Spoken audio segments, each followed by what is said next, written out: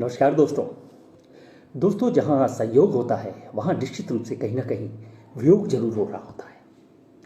आज का विषय आयुर्वेद एवं योग करे रोग से वियोग को लेकर के मैं आपके सामने उपस्थित हूँ, अपनी बात कर रहा हूँ। आयुर्वेद एवं योग की उपयोगिता न सिर्फ स्वास्थ्य को बनाए रखने के लिए, अभी तो मानव जीवन के लक्ष्यों को प्राप्त करने के लिए भी है। दोस्तों, मानव निर्माण करना, मानव को अपने लक्ष्यों को प्राप्त करना तभी संभव है जब वो शारीरिक और मानसिक रूप से स्वस्थ होता है, शक्तिशाली होता है। दोस्तों, आयुर्वेद में जहाँ मानव को स्वस्थ बनाए रखना, उसके रोगों को निवारण की बात करता है, वही योग शरीर को ओजस्वी, शक्तिशाली और क्रियावान बनाने की बात करता है। दोस्तों, आयुर्वेद एक चिकित्सा ग्रंथ ही नहीं, विज्ञान भी है, ये दर्शन भी है, और सबसे बड़ी बात, यह हमारी संस्कृति का एक अंग भी है। जहाँ तक योग की बात है, योग नियंत्रक भी है, योग प्रेरक भी है, योग कौशल्य भी है और योग वैकल्य भी है। दोस्तों, मेरा जो योग का मैं जहाँ तक समझता हूँ, योग का सामान्य अर्थ है जोड़ना। पुरुष एवं प्रकृति का जोड़ना भी योग है, आत्मा एवं परमात्मा का मिलना भी योग है, शरीर, इंद्रिय, मन और आत्मा का संयोग भी योग है। गीता में तो कहा गया है, योग कर्मसु कौशलम, कर्म में कुशलता का नाम ही योग है। दोस्तों, कर्म में कुशलता का तात्पर्य है कि कर्मों को दक्षतापूर्वक, सुनियोजित, सुसमय और उच्च लक्ष्यों को लेकर के करना, और निश्चित रूप से इसके परिणाम भी सुखद एवं कल्याणकारी होते हैं। दोस्तों, ये मेरा सौभाग्य है कि मैं श्री कृष्ण गीता की जो जन्मस्थली है कुरुक्षेत्र से भगवान श्री कृष्ण के मुख से निकले ज्ञान योग, कर्म योग और भक्ति योग की बात कर पा रहा हूं। ज्ञान को कुशलतापूर्वक करना, निश्चय पूर्वक करना ज्ञान योग है। ये ना सिर्फ आप्तोपदेश, ना सिर्फ वांग्मय, इसको चिंतन, मनन और अनुभव से भी प्राप्त कर सकते हैं। दोस्तों, ज्ञान कौशल्य के बाद ही हम कर्म कौशल्य की बात करते हैं। पूर्ण ज्ञान के साथ साथ शक्तिपूर्वक, व्यवस्थापूर्वक, निश्चयपूर्वक उच्च उद्देश्य की पूर्ति हेतु कर्म करना ही कर्म योग है। और इस कर्म में आसक्ति ना होकर इसे त्याग देना, इसे समर्पित कर देना, यही भक्ति योग है। हम योगी बने, इससे पूर्व हमें आवश्यक है कि हम स्वस्थ हों, क्योंकि स्वस्थ व्यक्ति ही सफल होता है, स्वस्थ व्यक्ति ही शक्तिशाली होता है, स्वस्थ व्यक्ति ही अपने दायित्व और लक्ष्यों को पूरा कर पाता है। दोस्तों, हम स्वस्थ रहें, इसके लिए आवश्यक है कि हम अपने मन एवं शरीर पर नियंत्रण करें, जो योग का प्रथम सूत्र है। प्रकृति में नियम जो बताए गए हैं, प्रकृति के नियमों का हम सम्मान जरूर करें। हीन योग, अति योग और मिथ्या योग से बचें। दोस्तों, आयुर्वेद में तो बताया गया है कि स्वस्थ है कौन। क्या आप स्वस्थ हैं? इसके लिए मैं बताना चाहूंगा, जो स्वस्थ की परिभाषा आयुर्वेद में बताई गई है, समदोषः समाग्निश्च समधातु मलक्रिया प्रसन्नात्मेन्द्रिय मनः स्वस्थ इत्यभिधीयते। अर्थात स्वस्थ वह व्यक्ति है जिसके दोष सम हो, दोष बैलेंस हो, इक्विलिब्रियम कंडीशन हो, अर्थात फिजियोलॉजिकल हो, फिजियोलॉजिकल प्रोसेसेस नॉर्मल हो, फिजियोलॉजिकल फंक्शंस नॉर्मल हो, फिजियोलॉजिकल जो एक्शंस है वो नॉर्मल हो, तो व्यक्ति फिजियोलॉजिकल स्वस्थ होता है। धातु सम हो, दूसरी बात धातुओं की गई, धातु सम से हमारा तात्पर्य है सभी टिश्यूज जो बॉडी के हैं वो बैलेंस हो, उनकी स्थिति बैलेंस हो, एनाटॉमिकल कॉन्स्टिट्यूशन नॉर्मल हो, व्यक्ति धात्विक रूप से स्वस्थ है, धात्विक रूप से सम है, अग्नियां सम हो, जो तीसरी बात की गई। अग्नियों से हमारा मीन्स उसकी डाइजेशन प्रोसेस प्रॉपर हो, मेटाबॉलिक प्रोसेस है वो नॉर्मल हो, हम कह सकते हैं वो व्यक्ति शारीरिक रूप से स्वस्थ होगा।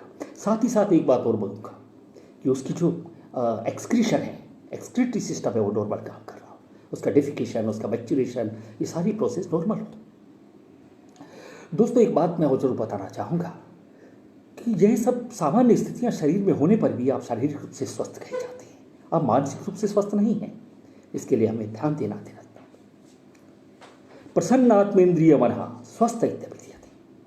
जब आत्मा, मन और इंद्रिय प्रसन्न होती है, तब आप मानसिक रूप से स्वस्थ होते हैं। दोस्तों, आपका मन प्रसन्न है, ये हम तभी कह सकते हैं जब आप खुश होते हैं।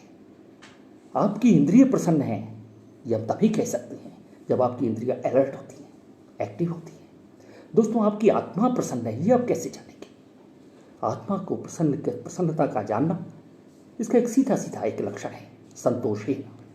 जब आप सेटिस्फाई होते हैं, तो आत्मीय रूप से आप स्वस्थ होते हैं। तो दोस्तों, मन, इंद्रिय और आत्मा प्रसन्न होती है, तब आप मानसिक रूप से प्रसन्न माने जा सकते हैं। दोस्तों, जब शरीर में कहीं ना कहीं कोई भी अथवा शारीरिक विषम लक्षण होते हैं, तब हम जानते हैं कि वो इम्बैलेंस है, वो रोग का कारण है। बिना इम्बैलेंस के, बिना दोष धातु मलों के इम्बैलेंस के रोग हो ही नहीं सकता। एक चिकित्सक का कार्य भी यहीं से प्रारंभ होता है। विषमता को साम्यता में परिवर्तित करना, इम्बैलेंस को बैलेंस करना, रोग के कारण को जानना, रोग को जानना एवं रोगी को जानकर उपचार करना, ये चिकित्सक का कर्म है। दोस्तों, अब प्रश्न ये उठता है, रोग होते क्यों हैं? रोगों का कारण क्या है? शरीर में होने वाली कोई पीड़ा या दुख, उसे हम रोग कहते हैं। इस पीड़ा को, दुख का कारण जानते हैं क्या है? असात्म इंद्रियार्थ संयोग, प्रज्ञापराध और परिणाम। दोस्तों, आयुर्वेद में तो बताया गया है, कालार्थ कर्मणाम योगी हीन मिथ्या अतिमात्रकः सम्यक योगश्च विज्ञेयो रोगारोग्य कारण। रोग के कारण ये 3 बताए गए हैं, काल, अर्थ और कर्मों का हीन योग, अति योग या मिथ्या योग होना। काल से तात्पर्य सीजन से, मुख्य रूप से हम 3 सीजन जानते हैं, गर्मी, वर्षा और हेमंत, शरद, ठंडा। इन ऋतुओं में ऋतुओं का प्रकोप होना, गर्मी की ऋतु में एक उदाहरण देकर के मैं आपको बताता हूँ। गर्मी की ऋतु में गर्मी अगर ज़्यादा हो तो वो भी रोग का कारण है, अति योग। गर्मी की ऋतु में गर्मी हो ही ना, मिथ्या योग, हीन योग, इसको मैं हीन योग कहूँगा। और गर्मी की ऋतु में कोई और, जैसे वर्षा हो जाए, सर्दी का एहसास हो, ये मिथ्या योग है। ऐसा हमें सभी ऋतुओं के साथ लेना चाहिए और ये रोग का कारण है। काल अर्थणाम योगे, अर्थों का हीन योग, अति योग या मिथ्या योग। हमारी इंद्रियों का उनके विषयों के साथ, उनके ऑब्जेक्ट के साथ हीन योग, प्रॉपर कॉम्बिनेशन ना होना। किसी चीज को हम देख रहे हैं और वो बहुत दूर है, उसका हीन योग है। अति योग, जिस दूरी से हमें देखना चाहिए वहां ना देख करके हम बहुत नजदीक से देख रहे हैं, हीन योग। और जो देखना चाहिए वो ना देख करके कुछ और देखें, मिथ्या योग। ऐसा सभी इंद्रियों के साथ समझना चाहिए। इंद्रियों का हीन योग, अति योग, मिथ्या योग। काल का हीन योग, अति योग, मिथ्या योग। और तीसरा परिणाम, परिणाम काल, असात्म संयोग। और तीसरा जो मुख्य कारण है वो है प्रज्ञापराध, प्रज्ञा द्वारा किए गए अपराध। दोस्तों, प्रज्ञा से आप क्या समझते हैं? बुद्धि। बुद्धि से जो अपराध किए जाते हैं वो प्रज्ञापराध है। दोस्तों, जब हम बुद्धि से अपराध करते हैं तब हम नहीं समझ पाते कि हमें क्या करना चाहिए, क्या नहीं करना चाहिए, क्या उचित है, क्या अनुचित है। तब हम नीति और नियमों की अवहेलना कर प्रमाद करते हैं, प्रमादवश काम करते हैं और इसे हम अपराध की श्रेणी में करते हैं।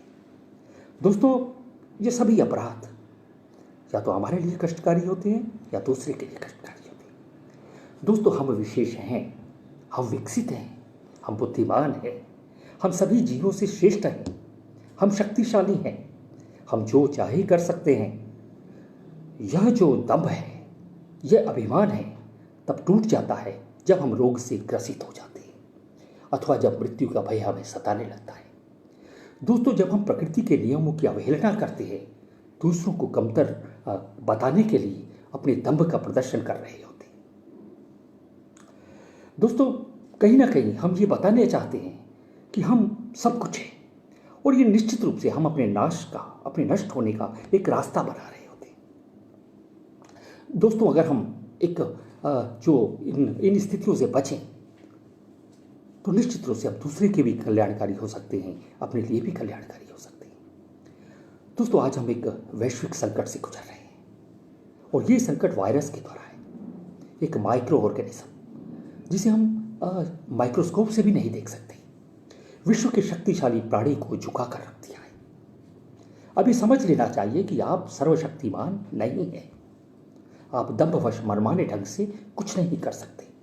अगर करेंगे तो आपको आपकी हैसियत बता दी जाएगी। ये शब्द जरूर हाश है लेकिन सत्य है। दोस्तों, ये वायरस कहाँ से आया, क्यों आया, मानव विनाश का ही कारण क्यों बना, सोचने का विषय है। कारण जो भी हो, इस कार्य के प्रति राक्षसी भावना जरूर थी, पेशाची प्रवृत्ति जरूर थी। और जब तक यह प्रवृत्ति, यह भावना दूर रही होगी, तब तक ना जाने कितने और वायरस जन्म लेते रहेंगे और हम डरेंगे भी, हम भागेंगे भी और हम मरेंगे भी। कितनों को मारोगे, कब तक मारोगे? मरने मारने के इस क्रम में मानव का जीवन का उद्देश्य ही समाप्त हो जाएगा। इसलिए योग में कहा गया है, मन पर नियंत्रण रखें, कर्मों पर नियंत्रण रखें और इंद्रियों पर नियंत्रण रखें। दोस्तों, आयुर्वेद में रोगों के 2 प्रकार बताए गए, निज रोग, आगंतुक रोग।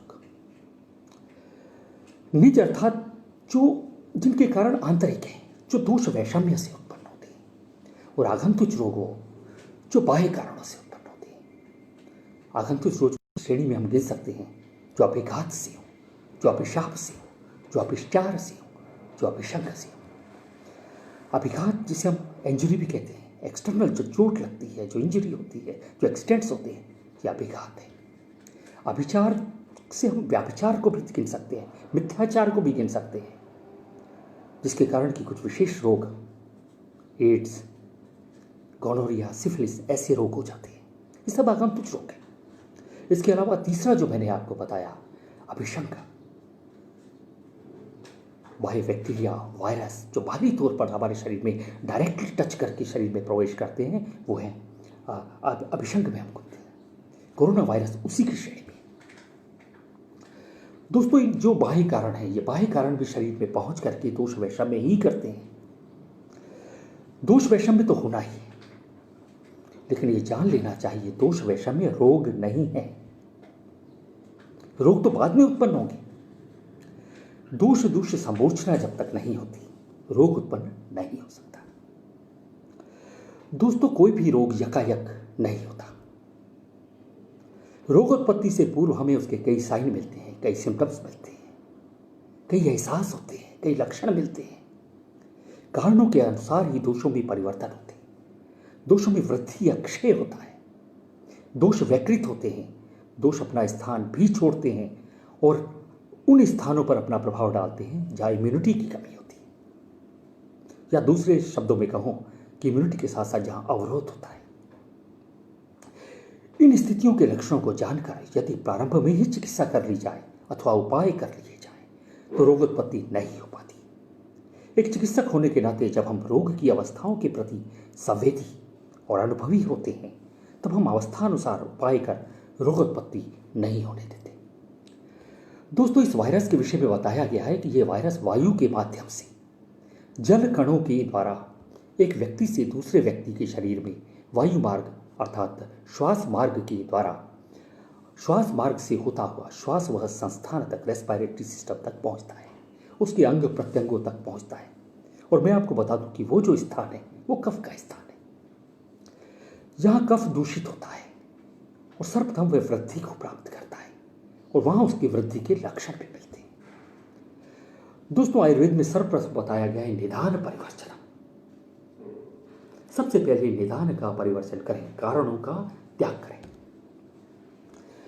कारणों को दूर करें। कारण आपको पता है, एक वायरस। इसको दूर कैसे कर सकते हैं?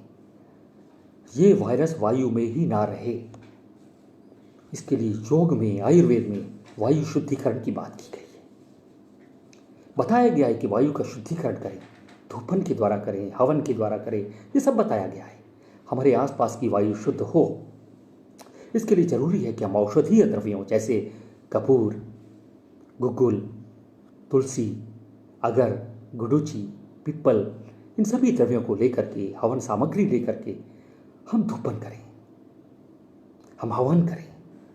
दूसरा, ये वायरस श्वास मार्ग से होता हुआ श्वास व संस्थान तक, रेस्पिरेटरी सिस्टम तक पहुंचता है। श्वास संस्थान में हमारे नोस्ट्रिल से सर्वप्रथम प्रवेश करता है। नोस्ट्रिल से नेसर कैविटी, नेसोफेरिंक्स से होता हुआ लैरिंक्स, ट्रेकिया, लंग्स और लास्ट पार्ट एल्यूलाई तक पहुंचता है। तो इसके लिए आवश्यक है कि सर्वप्रथम हम इस वायरस को अगर वायु से निकल ही गया तो हमारे नोस्ट्रिल तक ना पहुंचने दें।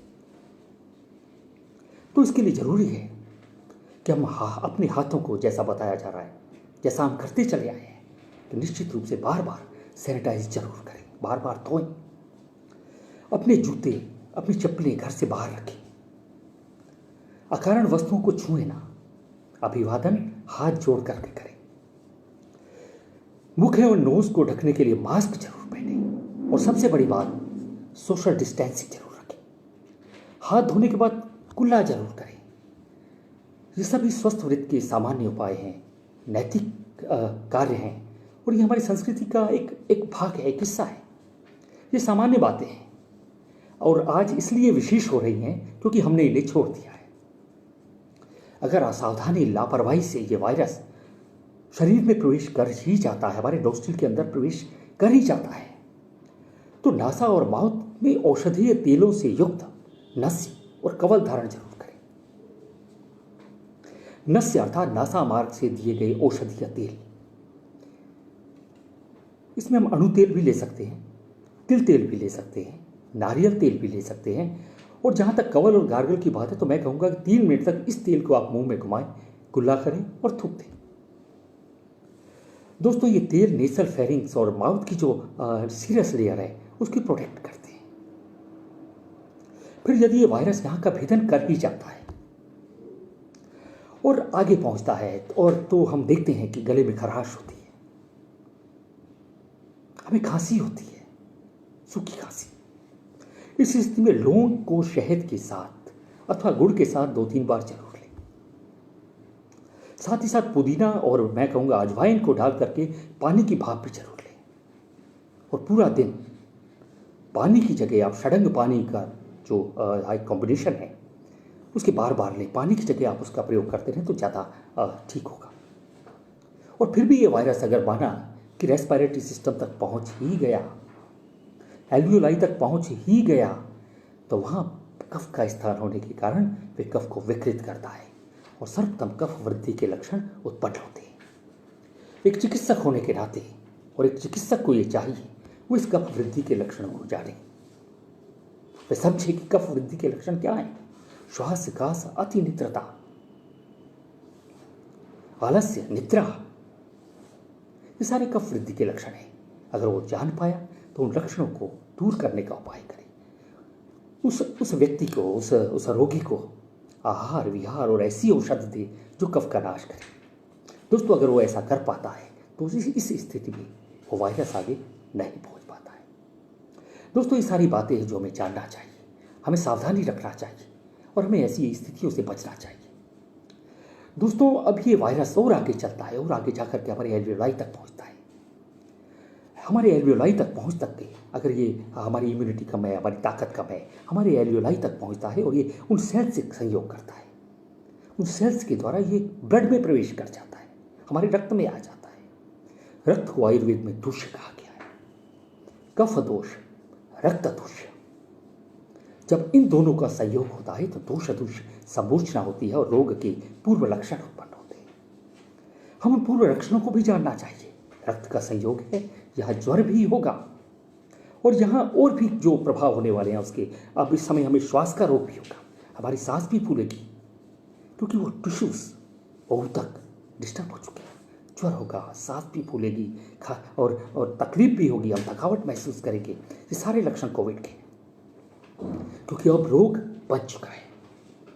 दोस्तों, आयुर्वेद में ऐसी कई रसशास्त्रीय औषधियाँ बताई गई हैं, जैसे पारस से बनी हुई, संखिया से बनी हुई, ये सारे पॉइजन्स हैं जो निश्चित रूप से विषनाशक हैं।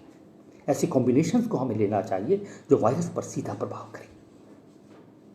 दोस्तों, हमारे यहाँ ऐसी कई काष्ठौषधियाँ हैं जो रक्त शोधक भी हैं। कफ और जो हमारा दोष था, कफ के साथ साथ वात, जो इनको बैलेंस करें, सामने करें, वो हमें देना चाहिए। साथ साथ हम इम्यूनिटी को बढ़ाने वाले जो इम्यूनिटी बूस्टर्स हैं जो आयुर्वेद में बताया कि इनका जरूर साथ साथ प्रयोग करते रहना चाहिए। दोस्तों, मैं एक बात जरूर और कहना चाहूँगा कि आयुर्वेद में कई ऐसी एंटीवायरल ड्रग्स हैं, कई ऐसे एंटीऑक्सीडेंट्स हैं जब हमें नित्य प्रति अपने भोजन के साथ, जो भी हम पेय पदार्थ लेते हैं उनके साथ प्रयोग करते रहना चाहिए। इनमें काली मिर्च है, दालचीनी है, लौंग है, तुलसी है, पिपली है, चिरायता है, गुग्गुल है, हरितकी है, इनका हम प्रयोग निशंक होकर के कर सकते हैं। और सबसे महत्वपूर्ण बात जो मैं आपसे कहना चाहूँगा वो ये है कि मरता वही है जो डरता है, और डरता वही है जो भय खाता है। दोस्तों, मैं एक बात और इसमें शेयर करूंगा, इसके साथ साथ बढ़ता वही है जो करता है। डर का कारण वीकनेस है, हमारी कमजोरी है। वे हमारी शारीरिक भी हो सकती है, मानसिक भी हो सकती है। कोई भी बाह्य जैविक कारण हमारा कुछ नहीं बिगाड़ सकता जब तक हम स्वयं कमजोर ना हो। उन कारणों से लड़ने की शक्ति हमारे शरीर में है, स्वाभाविक है, और वो है हमारी व्याधि प्रतिरोधक क्षमता, हमारी इम्यूनिटी। कई आयुर्वेदिक इम्यूनिटी बूस्टर ड्रग्स है जो मैं आपको बताना चाहूँगा। आप च्यवनप्राश अवलेह ले सकते हैं, आप अमल की रसायन ले सकते हैं, मकरध्वज ले सकते हैं, ब्रह्म रसायन ले सकते हैं। कुछ ड्रग्स हैं, कुछ आयुर्वेदिक जड़ी बूटियाँ हैं, अश्वगंधा, शतावरी, गुडुचि, मुलेठी, ये सारी जो द्रव्य हैं ये ओज को बढ़ाते हैं, इम्यूनिटी को बढ़ाते हैं। इनका सेवन कीजिए।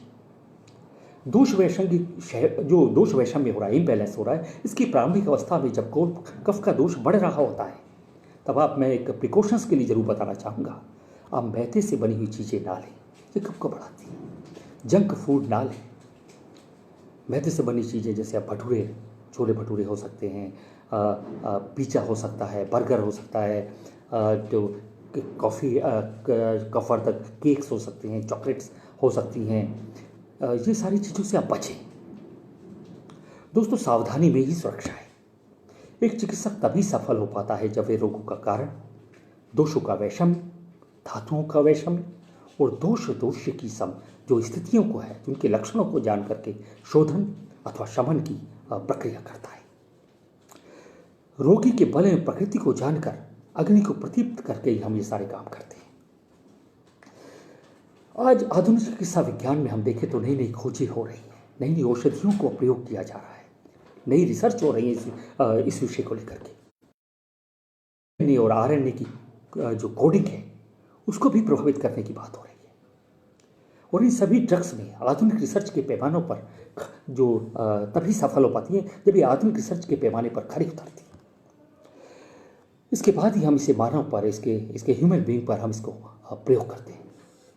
आयुर्वेदज्ञों को, हम सभी को अपने ज्ञान पर, अपने अनुसंधान पर गर्व होना चाहिए, जो कि हमारे योगियों ने, हमारे वैज्ञानिकों ने, हमारे चिकित्सकों ने, कई आचार्यों ने कई प्रयत्नों के द्वारा, कई वर्षों तक, कई प्रयोगों के द्वारा, कई शोधों के द्वारा और कई अनुभवों के द्वारा मानव पर प्रयोग किए, पशुओं पर प्रयोग किए और इसको डॉक्यूमेंट किया, इसका डॉक्यूमेंटेशन किया। और ये हमारे आज के स्वरूप में डॉक्यूमेंटेशन फॉर्म में, संहिताओं फॉर्म में हमारे सामने है। और यही हम कर रहे हैं और इसे जानना चाहिए। यही हमारे शास्त्र है, इन शोधों का डॉक्यूमेंटेशन है। यही हमें विश्व को बताना है कि हमने इसको ऑलरेडी डॉक्यूमेंटेशन किया हुआ है। दोस्तों, आयुर्वेद की औषधियाँ जिन जिन रोगों में प्रयोग होती है उन पर निश्चित रूप से कारगर होती है, ये प्रमाण है उसका। आयुर्वेद के जो नियम, जो सिद्धांत, जो लक्षण एवं चिकित्सा बताई गई है, ये कभी गलत साबित हो ही नहीं सकती। इसको प्रमाणित करने की जरूरत ही नहीं है, ये प्रमाणित है। बस आवश्यक है इसमें विश्वास पैदा करने की, विश्वास दिलाने की। दोस्तों, कोविड-19 की स्थिति में व्यक्ति, परिवार और समाज के सभी लोग दुखी हो जाते हैं। रोग अपने रोग से दुखी होता है, परिवार अपनों के रोगी होने से दुखी होता है और समाज सामाजिक परिवर्तनों से दुखी है। दोस्तों, इस रोग में रोगी उदास एवं व्यथित हो जाता है। वह अपने आप को एकाकी, चिंतित और दोषी समझता है। इस स्थिति में हमें जो उसके लिए करना चाहिए, योगाभ्यास करवाना चाहिए, जो निश्चित रूप से इस स्थिति के लिए लाभकारी होता है।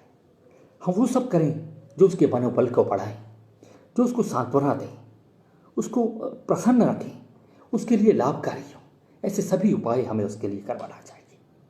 दोस्तों, जो भी हो उसे जो उसकी इच्छा के अनुसार उसे जरूर करने दें। मैं आयुर्वेद की जहाँ तक बात कर रहा हूँ, उसे प्राणायाम जरूर करवाएं। प्राणों का आयाम, प्राणवायु पर नियंत्रण, प्राणायाम द्वारा न सिर्फ प्राणवायु पर नियंत्रण होता है, श्वास व संस्थान पर नियंत्रण होता है, श्वास व संस्थान का शोधन होता है, बल्कि मन और आत्मा पर नियंत्रण भी होता है, मन का प्रेरण भी होता है। तो अंत में मैं दो बातों के साथ अपनी बात को समाप्त करूंगा। जो कल में था वो आज नहीं, जो कल में था वो आज नहीं, हम कल भी थे, हम आज भी हैं। कर ना समझे कल ना होगा, यदि समझे तो आगाज भी है। तो दोस्तों, हमें समझना भी होगा, हमें संभलना भी होगा, और सबसे बड़ी बात, हमें बदलना भी होगा। इस संदेश के साथ अब मैं आपसे विदा लेता हूँ। नमस्कार।